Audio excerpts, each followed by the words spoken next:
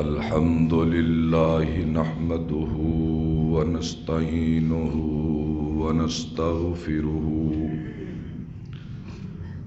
ونؤمن به ونتوكل عليه ونعوذ بالله من شرور أنفسنا ومن سيئات أعمالنا من يهده الله فلا مضل له ومن يضلله فلا هادي له وأشهد أن لا إله إلا الله وأشهد أن محمدًا عبده ورسوله اللهم صل على محمد وعلى آل محمد كما صليت على إبراهيم وعلى آل إبراهيم إنك حميد مجيد اللهم بارك على محمد وعلى آل محمد كما باركت على إبراهيم وعلى آل إبراهيم إنك حميد مجيد أما بعد فإن خير الحديث كتاب الله وخير الهدي هدي محمد صلى الله تعالى عليه وآله وسلم وشر الأمور محدثاتها وكل محدثة بدعة وكل بدعة ضلالة وكل ضلالة في النار وإذ قال لقمان لابنه وهو يعظه يا بني لا تشرك بالله إن الشرك لظلم عظيم ولا تصعر خدك للناس ولا تمش في الأرض مرحا إن الله لا يحب كل مختال فخور واقصد في مشيك واغضض من صوتك إن أنكر الأصوات لصوت الحمير صدق اللہ العظیم.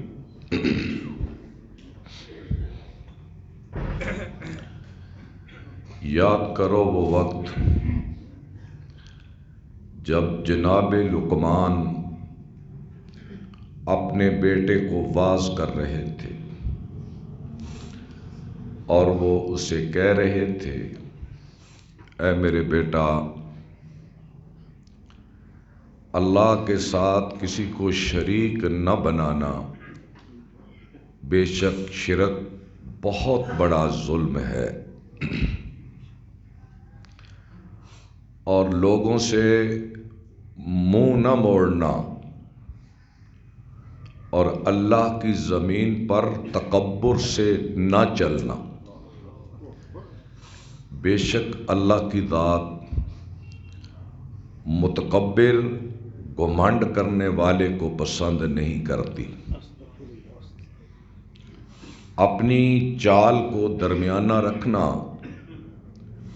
اور اپنی آواز کو پست رکھنا بے شک سب سے ناگوار آواز گدھے کی ہوتی ہے. اس آیہ مبارکہ کو میں نے سورہ لقمان سے پڑھنے کی سعادت حاصل کی ہے. موضوع میرا یہ ہے کہ ایک باپ کی ذمہ داری اپنی اولاد کے متعلق. ہمارے معاشرے کا بہت بڑا المیہ ہے کہ والدین اولاد کی خواہش کرتے ہیں اللہ اپنے فضل سے ان کو اولاد بھی دیتا ہے، لیکن والدین کی عدم توجہ سے بچے معاشرے کے کندھوں پر بہت بڑا بوجھ بن جاتے ہیں اور معاشرے کے امن کو تباہ کر دیتے ہیں، اور شرفاء کا جینا دو بر کر دیتے ہیں والدین کی توجہ نہ ہونے کی وجہ سے۔ تو اس لیے ہر باپ کو اپنی اولاد کے بارے میں اپنی ذمہ داری ادا کرنی چاہیے، اپنی کوشش اپنے وسائل کے مطابق، باقی ہدایت اور انجام تو اللہ کے ہاتھ میں ہے۔ بچہ جب پیدا ہوتا ہے ہمارے ہاں تو اس کی پیدائش پر خوشی منانے کے لیے ہم کیا کیا کرتے ہیں، اس کی تفصیل بتانے کی ضرورت نہیں ہے۔ پھر جب اس کے عقیقے کا وقت آتا ہے تو ہم کیا کیا کرتے ہیں، پھر اس کی شادی کا وقت آتا ہے تو اس خوشی کو منانے کے لیے ہم کس طرح دولت کو بہاتے ہیں اور لگاتے ہیں۔ یقیناً یہ خوشیاں ہیں، اللہ اور اس کا رسول منع نہیں کرتے کہ ان خوشیوں کو تم نہ مناؤ، لیکن اولاد کی جسمانی نشو و نما کے ساتھ ساتھ ان کی روحانی تربیت کرنا، ان کی سیرت کو ان کی صورت کے مطابق خوبصورت بنانا، اس کے اخلاق کو ٹھیک کرنا، اسے آداب زندگی بتانا، اس کو رشتوں کی پہچان بتانا، اسے بتانا کہ یہ تیرا استاد ہے، یہ تیری ماں ہے، یہ تیری ماں کی بہن ہے، یہ تیرے باپ کا بھائی ہے، یہ تیرا دادا ہے، یہ تیری ماں کا باپ ہے، نانا ہے، تم نے ان رشتوں کے ساتھ کیسے پیش آنا ہے، یہ تیرے باپ کا دوست ہے، یہ تیرے باپ کا تعلق دار ہے، ان سے کس طرح ادب سے احترام سے پیش آنا اور انہیں عزت دے کر خود عزت پانا، کیونکہ کوئی شخص کسی کی عزت نہیں کرتا جب تک آپ اس کو عزت نہ دیں، اور انہیں بتانا پیدائش سے لے کر جوانی تک یہ باپ کی ذمہ داری ہے۔ میں نے پچھلے جمعے میں اس حدیث کو ذکر کیا تھا، لیکن بات اور طرف نکل گئی کہ جب بچہ بولنے کے قابل ہو تو اسے لا الہ الا اللہ پڑھاؤ۔ آپ دیکھیں کہ کیا ہم جب بچہ بولنے لگتا ہے تو اسے کیا سکھاتے ہیں، کیونکہ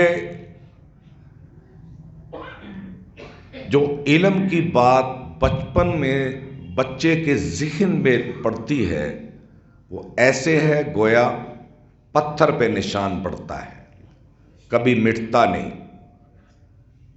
اسی لیے قرآن مجید بچپن میں حفظ ہوتا ہے، جوان ہو کر اس کا حفظ کرنا مشکل ہو جاتا ہے، کیونکہ یہ تازہ دماغ ابھی اس میں الجھے ہوئے خیالات نہیں ہوتے اور بچہ یکسو ہوتا ہے، اس لیے وہ قرآن کو بڑی جلد حفظ کر جاتا ہے، اور جب وہ آگے بڑھنے لگے تو اسے اپنے ساتھ رکھو، اسے دوستی کا ماحول دو، اس سے پیار کرو، اسے اپنے قریب لاؤ، اسے جھڑکو نہ زیادہ، ڈانٹ ڈپٹ نہ کرو، اسے دوست بنا کر جیو، اچھی مجلسوں میں اپنے ساتھ لے جایا کرو اور بری مجلس سے اسے روکنے کی کوشش کیا کرو، اسے مسجدوں میں لے کر آیا کرو، اپنے ساتھ علماء کی مجلس میں لے کر جاؤ، دانا لوگوں کی مجلس میں انہیں باتیں سناؤ، اور جو برے اخلاق ہیں ان سے انہیں روکو، اچھی عادات کا خوگر بناؤ۔ مثال کے طور پر سب سے پہلے اسے یہ سمجھاؤ کہ بیٹا تم جس سے بھی ملو اسے السلام علیکم کہو۔ آپ دیکھ لیں، اب کوئی 6 7 8 سال کا بچہ آپ کو چلتے راہ کہے السلام علیکم، تو آپ اس بچے کی طرف متوجہ ہو کر اپنے ذہن میں لائیں گے کہ یہ کسی اچھے باپ اور کسی اچھی ماں کا بیٹا ہے۔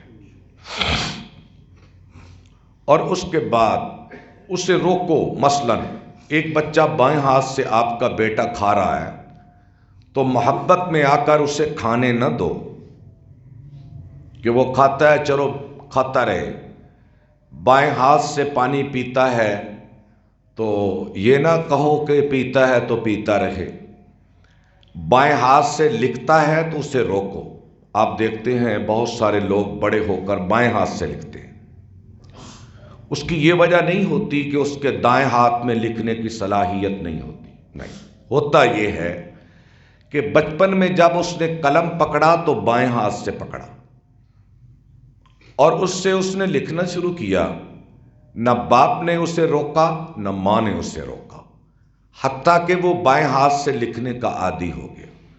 لیکن اللہ نے جو صلاحیت دائیں ہاتھ میں لکھنے کی رکھی ہے وہ بائیں میں نہیں، اس لیے وہ بائیں ہاتھ کی صلاحیت سے محروم ہو گیا، اور اس کی وہ صلاحیتیں نکھر کر آپ کے سامنے کبھی نہیں آئیں گی۔ نبی پاک صلی اللہ علیہ وسلم تشریف فرما تھے، آپ کے سامنے ایک بچہ بائیں ہاتھ سے کھانا کھا رہا تھا اور برتن کے درمیان سے کھا رہا تھا، بائیں ہاتھ سے کھا رہا تھا اور برتن کے درمیان سے کھا رہا تھا۔ آپ نے کہا بیٹا کل بیمینک، روک دیا، کل بیمینک، بیٹا دائیں ہاتھ سے کھاؤ، وَقُلْ مِمَّا يَلِيكَ، اور برتن میں جو تیرے آگے ہے نا وہ کھاؤ، درمیان میں ہاتھ نہ ڈالو، اس میں اس کے اپنی طرف سے برتن کا جو حصہ اپنی طرف ہے نا وہاں سے کھاؤ، اور بسم اللہ پڑھ کر کھاؤ۔ اچھا کیسا ادب ہے کہ اگر آپ بچے کو 6 سال 5 سال کی عمر میں یہ بات بتا دیں کہ بسم اللہ پڑھ کے کھانا ہے، دائیں ہاتھ سے کھانا ہے، اور اپنی طرف سے کھانا ہے، چبا کے کھانا ہے، اور کھانے کے دوران پانی نہیں پینا جب تک لقمہ آپ کے منہ میں ہے، جب لقمہ اندر چلا جائے تو پھر پانی پینا۔ آپ بعض لوگوں کو دیکھتے ہیں کہ نوالوں سے اس کا منہ بھرا ہوتا ہے اور بیچ میں ہی پانی پی رہا ہے، یہ طبی لحاظ سے بھی مضر ہے اور ادب کے لحاظ سے بھی بڑا عجیب لگتا ہے۔ بیٹے کو سمجھانا کہ بیٹا ناک میں انگلی نہیں ڈالی جاتی، بیٹا دانت صاف کر کے رکھو، دانت صاف کر کے رکھو، اور بہتر حجامت کرا کے رکھو، سر پہ پگڑی ٹوپی پہنو۔ اور آپ دیکھتے نہیں معاشرے میں کیا کیا ہے، اور یہ اخلاق ابتدا سے چلتے ہیں۔ اگر وہ ان اخلاق کو سیکھتا اور سمجھتا اوپر تک جائے گا تو پھر اس کی شخصیت ابھر کر نکھر کر سامنے آئے گی۔ اور جب یہ بچہ گالی دیتا ہے تو ماں باپ کو اس پہ خوش نہیں ہونا چاہیے، اس کی گالی کو روکیں۔ جب بچہ کسی سے بدتمیزی کر رہا ہو، چونکہ جب آنکھیں کھولتا ہے نا، بعض بدقسمت تو بچے کو سکھاتے ہی گالی ہے، گالی سے روکا جائے اور ڈانٹ کر روکا جائے۔ بچے کو، اپنے بیٹے کو ادب سکھانے کے لیے مارنے کا حکم موجود ہے کہ اس کو پیار سے سمجھاؤ، اگر نہیں سمجھتا تو چھڑی کو اس کے اوپر رکھو، حدیث میں آتا ہے اس کے اوپر چھڑی رکھو، کیا مطلب؟ اگر تمہیں ہلکا پھلکا اسے مارنا بھی پڑے تو مارو، آداب سکھانے کے لیے۔ نبی پاک صلی اللہ علیہ وسلم نے اس بچے کو روک کر قیامت تک کے آنے والے اسلامی باپوں کو یہ فرض قرار دیا ہے کہ اپنے بچے میں جب بھی کوئی بد اخلاقی، بے ادبی دیکھے تو اس کو ضرور روکے، اس پہ خوش نہ ہو۔ تو ہوتا کیا ہے کہ باپ کا سلوک بچے کے ساتھ اس کی تربیت میں فرعون جیسا ہوتا ہے، اور اس کا جی چاہتا ہے کہ نتیجہ موسیٰ علیہ السلام جیسا نکلے۔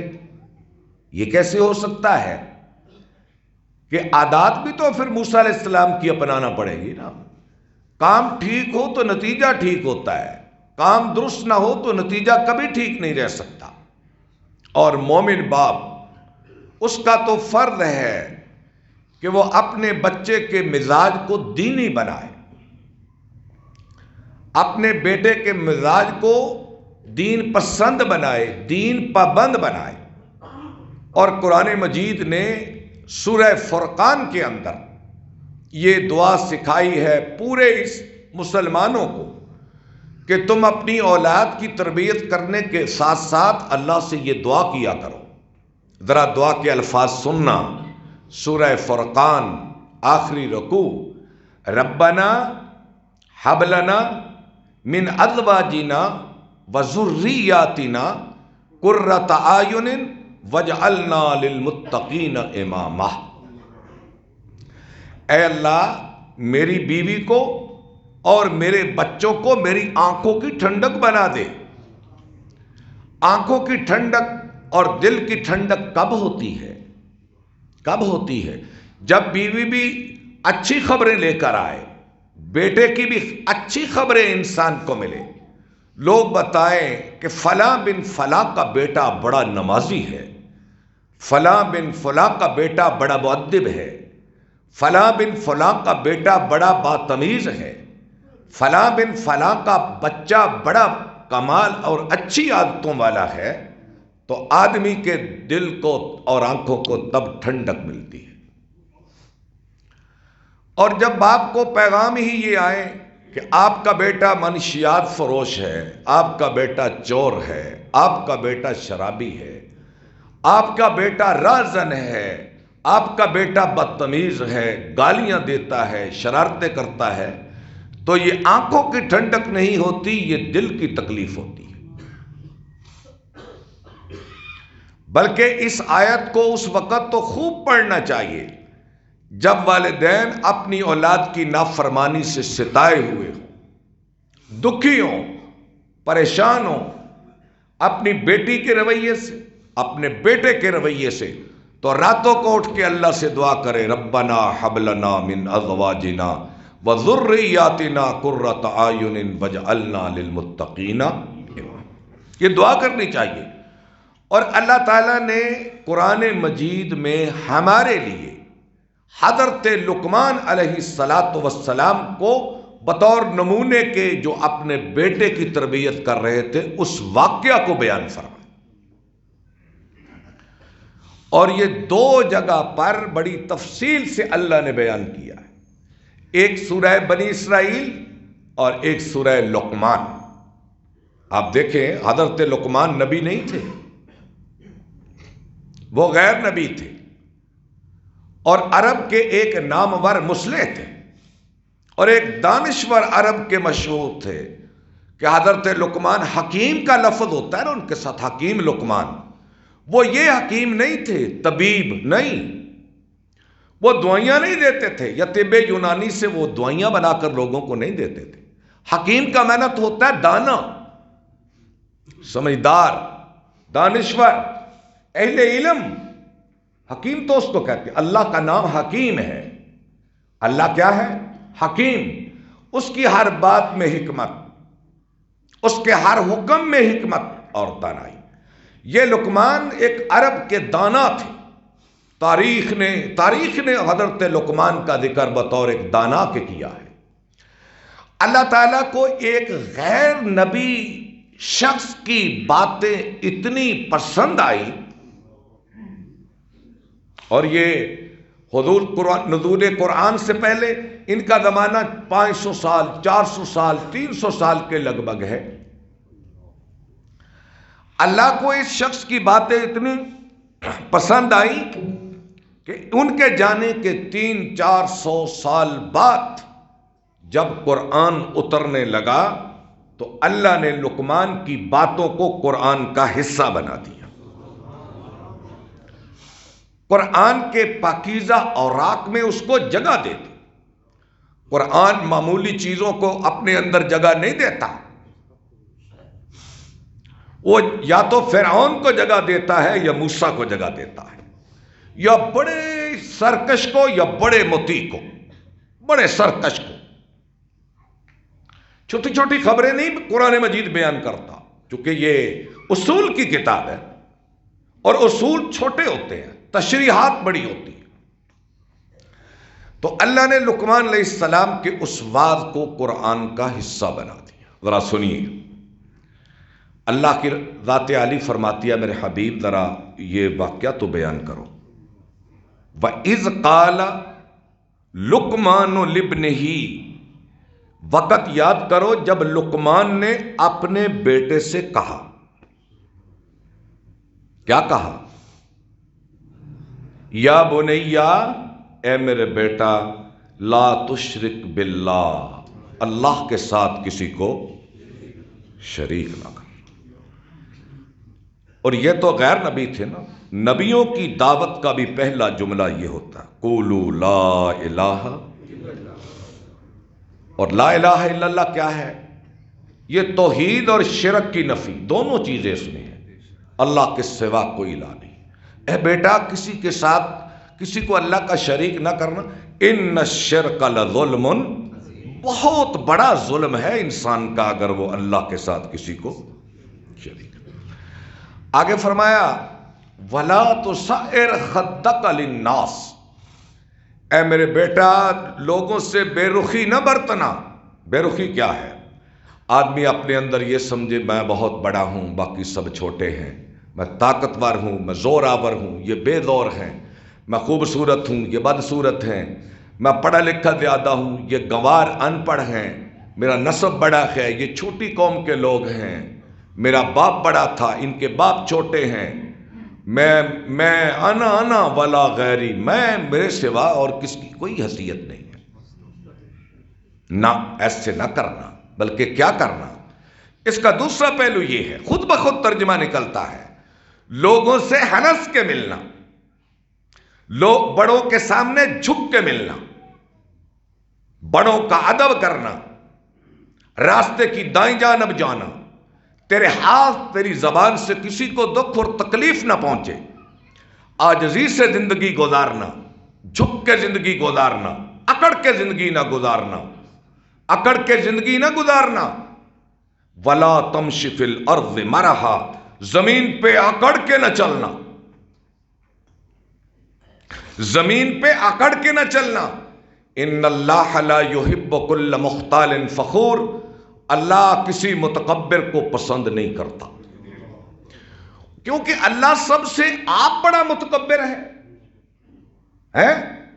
جو آپ بڑا متکبر ہو اسے کسی کا تکبر اچھا لگتا ہے؟ اللہ کی بارگاہ میں عاجزی لے کر جاؤ، اللہ کے پاس وہ لے کے جاؤ جو اللہ کے پاس نہیں ہے۔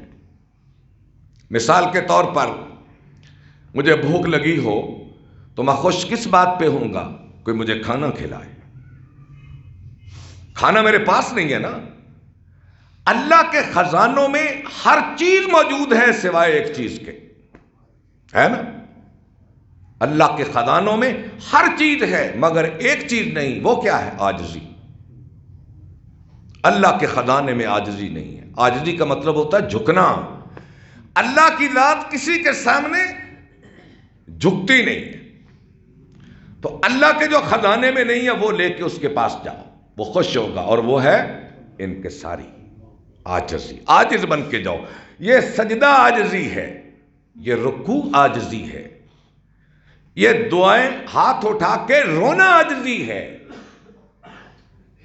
اور لوگوں سے پیار محبت سے جینا یہ عاجزی ہے۔ دولت کا مزاج تکبر ہے، اختیار کا مزاج بھی تکبر ہے، لیکن جو دولت اور اختیار کے باوجود عاجز رہے اس بندے کا کوئی ثانی نہیں ہوتا۔ اور آگے کہا بیٹا وقصد فی مشیک، اپنی چال میانہ روی کے ساتھ رکھنا۔ اس کا مطلب کیا ہے؟ اس کا ایک مطلب یہ ہے کہ مومن کو زیب نہیں کہ مریل چال چلے۔ مریل سمجھتے ہیں؟ جیسے صوفی جبہ کبا پہن کر جھک کر چلتے ہیں، لوگ سمجھے کہ بڑا متقی جا رہا ہے، یا یوں لگے کہ یہ بیمار ہے۔ مومن کے لیے تکڑے ہو کر چلنا، مناسب چال چلنا، تاکہ لوگ دیکھیں کہ ایک طاقتور انسان جا رہا ہے، کوئی مریل بیمار نہیں جا رہا۔ ایک حدیث میں نے آپ کو سنائی سی، شاید یاد ہو، کہ ایک شخص ایسے سر جھکا کے کپڑا ڈال کر جا رہا تھا اور وہ ظاہر یوں کرتا تھا کہ میں بڑا متقی ہوں۔ حضرت عمر رضی اللہ تعالیٰ عنہ نے اس کی کمر میں ایک کوڑا مارا اور فرمانے لگے سیدھے ہو کے چلو، تیری عاجزی میں بھی مجھے تکبر نظر آتا ہے، تیری عاجزی میں بھی مجھے تکبر نظر آتا ہے۔ بعض لوگوں کو اپنے تقوی پہ بھی تکبر ہو جاتا ہے، پتہ ہے؟ بعض لوگ اپنے تقوی پر بھی تکبر کر بیٹھتے ہیں، میں بڑا نیک ہوں، میں تہجد پڑھتا ہوں، لوگ نہیں پڑھتے، میں زیادہ خیرات کرتا ہوں، لوگ نہیں کرتے۔ یہ بھی ایک تکبر ہے، اور بدترین تکبر نیکی کا ہے۔ یاد رکھے بدترین، اور یہ بدبختی کیا ہے؟ ایک آدمی گناہ گار ہے، گناہ کرتا جا رہا ہے، وہ اتنا المیہ نہیں ہے۔ کیوں؟ کہ جب بھی کبھی اسے چوٹ لگے گی تو واپس آ کر اللہ سے توبہ کر لے گا، ہے نا؟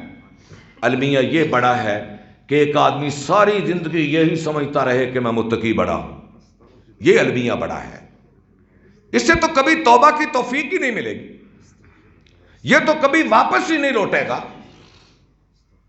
اس لیے اپنے آپ کو ہر حال میں قابل اصلاح سمجھنا چاہیے کہ میں قابل اصلاح، ابھی مجھ میں بڑی کمیاں ہیں، مجھ میں بڑے نقص ہیں، مجھ میں بڑے عیب ہیں، یا اللہ میرے نقص دور کر دے، مجھے خوبیوں سے بھر دے۔ یہ دعا کرتے رہنا اور اس احساس سے جینا چاہیے۔ اور دوسری بات ہے تیز تیز دوڑنا، یہ بھی انسانی وقار کے منافی ہے۔ تیز تیز دوڑنا، چلنا نہیں، دوڑنا، یہ مومن کے وقار کے منافی ہے۔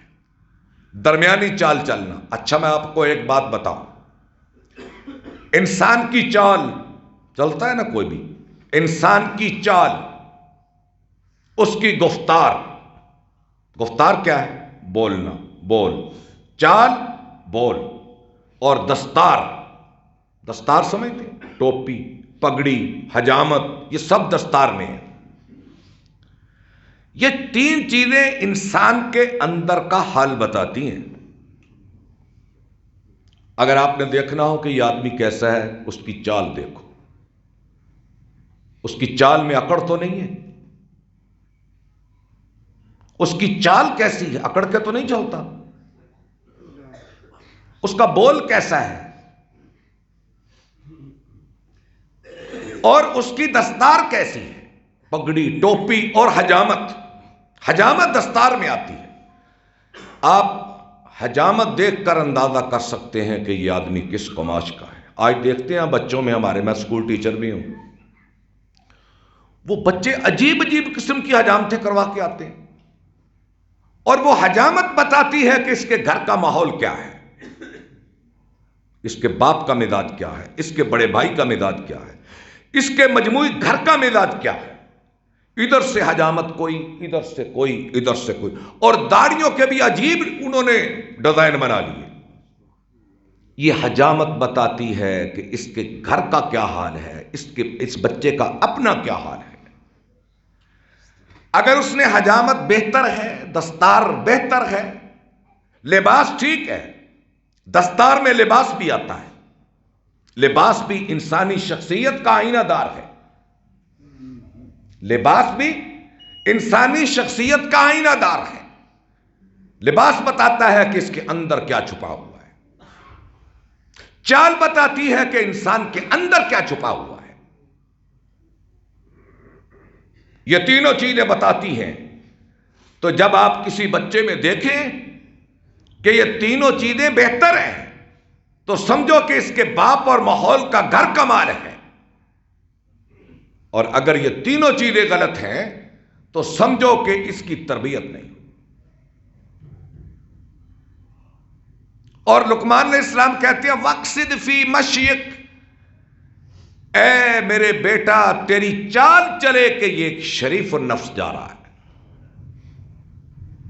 آپ چال سے اندازہ کریں، جو سر جھکا کے چلتا ہے، جسم بچا کے چلتا ہے، راستے کی دائیں جانب چلتا ہے، اپنی آنکھوں کو گناہوں سے بچا کے چلتا ہے، وہ چال بتا دیتی ہے کہ یہ کس گھرانے کا شخص ہے.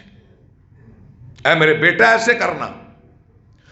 اور کیا ہے وَلَا تَمْشِ فِي الْأَرْضِ، اللہ کی زمین پہ اکڑ کے نہ چلنا. اِنَّكَ لَن تَخْرِقَ الْأَرْضَ وَلَن تَبْلُغَ الْجِبَالَ طُولًا. اکڑ کے دیکھ بھلا، کیا تیری اکڑ پہاڑوں کو توڑ سکتی ہے؟ وَلَن تَبْلُغَ الْجِبَالَ طُولًا، کیا تو اکڑ کر آسمان کو ہاتھ لگا سکتا ہے؟ وہ کتنا بڑا بن جائے گا. تو خیر یہ کیسا بات ہے. تو یہ ہے ادب. آپ نے فرمایا باپ کا بہترین تحفہ اولاد کے لیے اچھا ادب ہے. یہ بہترین تحفہ ہے باپ کا جو اپنی اولاد کو دے کے جاتا ہے. اور دوسری بات، اپنے بیٹے کو علم سکھائے. لو میں ایک بات کہوں گا، میرا جی تو تھا میں ابتدا میں کہتا ہوں ایک باپ کی ذمہ داری. اچھا یہ سب باپ ہیں زیادہ تر. آپ میں یہ بتائیں کہ آپ کے بچے کہاں ہیں؟ آپ کے بیٹے کہاں ہیں اس وقت؟ مسجد تو بوڑھوں سے بھری ہے، مسجد تو جوانوں سے بھری. وہ اس وقت آپ کے بچے کہاں ہیں؟ چلو میں تو والد کی ذمہ داریاں بتا رہا تھا نا، باقی پتہ نہیں کتنی ہیں یہ تو میں پوچھ لوں.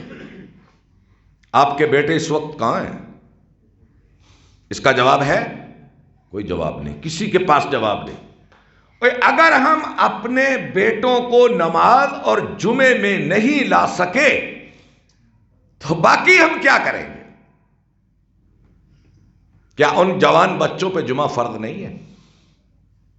آپ نے فرمایا جو ایک جمعہ چھوڑتا ہے اس کے دل پہ ایک سیاہ نشان پڑ جاتا ہے، دوسرا چھوڑتا ہے 2 نشان، تیسرا چھوڑتا ہے 3 نشان، پھر اللہ اس کو منافق لکھ دیتا ہے. اب اس منافق کے کوئی ہدایت اس پہ اثر نہیں کر سکتی. چلو میں وعدہ تو نہیں لیتا لیکن درخواست ضرور کروں گا کہ اپنے بچوں کو مسجدوں میں آنے کا عادی بنائیں. اپنے ساتھوں کوئی نہیں، جمعے والے دن تو اپنے ساتھ لے کر. میرا ایک دوست انڈونیشیا کے عزیز ہے، بلکہ وہ کہتا ہے انڈونیشیا نے میں 2 چیزیں بڑی کمال دیکھ کے آیا. جب اذان ہوتی ہے نا تو باپ ہاتھ میں چھڑی ہوتی ہے، بچوں کو آگے لگاتا ہے، ان کے سفید لباس خوبصورت ٹوپیاں آگے لگا کر چلاتا ہے، پھر پیچھے نکل کے آتا ہے اور مسجد میں لاتا ہے ہر باپ. اور مسجدیں بھری ہوئی ہیں نمازیوں سے، اور اس میں زیادہ تعداد بچوں کی ہوتی ہے، کیونکہ ایک باپ کے 4 بچے، ایک باپ کے 6 بچے، بچے تو زیادہ ہوں گے نا. ایک بات میں نے یہ دیکھی، اور ایک میں نے یہ دیکھی کہ وہاں فرقہ بندی نہیں ہے. ہر مکتبہ فکر کے لوگ ہیں، حنفی بھی ہیں، شافی بھی ہیں، مالکی بھی ہیں، حنبلی بھی ہیں، لیکن کوئی ان میں اختلاف نہیں ہے. امام جو بھی کھڑا ہے سب اس کے پیچھے نماز پڑھتے ہیں. اور مسجدوں پہ یہ لیبل نہیں لگے ہوئے یہ جامع مسجد چشتیہ رضویہ غوثیہ ہے، یہ فلاں، یہ مسجد حیات النبی ہے. میں نے ایک جگہ پہ پڑھا مسجد حیات النبی. یہ لفظ بھی تو فرقہ بندی کی طرف جاتا ہے. یہ لفظ بھی تو کچھ بتاتا ہے نا. اگر کسی نے لکھا مسجد حیات النبی تو کوئی لکھ لے مسجد وفات النبی. ہے نا، نبی کی ذات کو تماشا بنا لیا لوگوں نے بھی. وہاں فرقہ بندی نہیں ہے، یہ چیزیں نہیں ہیں. تو خیر باتیں تو ابھی میرے ذہن میں بہت ہیں، لیکن میں اسے آئندہ جمعے بھی چلاؤں گا.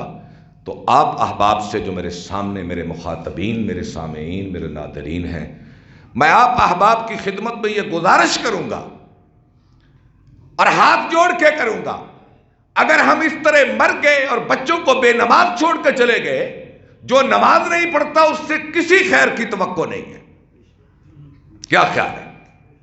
جو نماز نہیں پڑھتا اس سے کسی خیر کی توقع نہیں ہے، اور مسجد سب سے خیر کی جگہ ہے، مسجد سب سے بڑی خیر کی جگہ ہے۔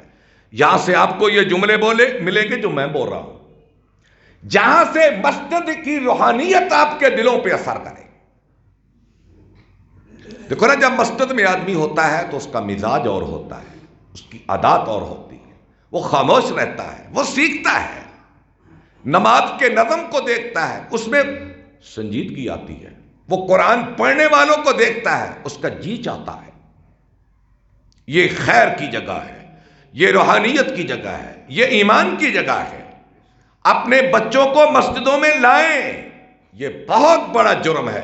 یہ صرف خطیب کا کام نہیں ہے، یہ واعظ کے کام نہیں ہے، یہ مسجد کے امام کا کام نہیں ہے، صرف یہ ممبر و محراب کی آواز کا ہی نام نہیں ہے، یہ گنبد و مینار سے صرف آواز نکلے ان کا کام نہیں ہے۔ اس میں ہر باپ، ہر شخص اپنی اپنی ذمہ داری اسے نبھائے، مسجدوں کو بھر دو، میرا خدا اس پہ راضی بہت ہوگا۔ تو اس لیے میں یہ آپ سے توقع رکھوں گا کہ آئندہ مجھے بچے بھی جمعے میں ملے۔ بچے سے مراد یہ ہے 6 سال سے اوپر کے بچے، 7، 8، 9، 10، 11، 12، 13، 14، 15، 16، 18، یہاں تک تو مجھے 3-4 آدمی نظر آ رہے جو 20 سال سے کم ہے۔ دیکھ لیں، آپ نظر دوڑا کر دیکھ لیں، وہ ہمارے بھائی، وہ بیٹے کہاں ہیں؟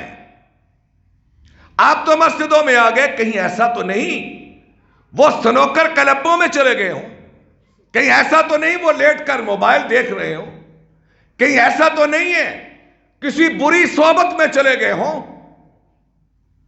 اور تخم کی تاثیر ہوتی ہے، صحبت کا اثر ہوتا ہے۔ باپ چور ہے تو بیٹا بے ایمان ضرور ہوگا، چور نہ بھی ہو، یہ تخم کی تاثیر ہوتی ہے، اور صحبت کا اثر ہو کے رہتا۔ کہیں اس وقت وہ بری صحبتوں میں تو نہیں ہے؟ اور کون ہے جو باپ گھر میں جا کر بیٹے سے پوچھتا، بیٹا میں تو مسجد میں تھا، تم کہاں تھے؟ یہ مولوی صاحب کی ذمہ داری صرف نہیں ہے، ہمارا کام تو ہے آواز لگا دینا، اور آپ کا کام ہے اس آواز کو آگے پہنچا دینا۔ یہاں سے میں اپنے مضمون کو انشاءاللہ آگے شروع کروں گا۔ وآخر دعوانا الحمدللہ۔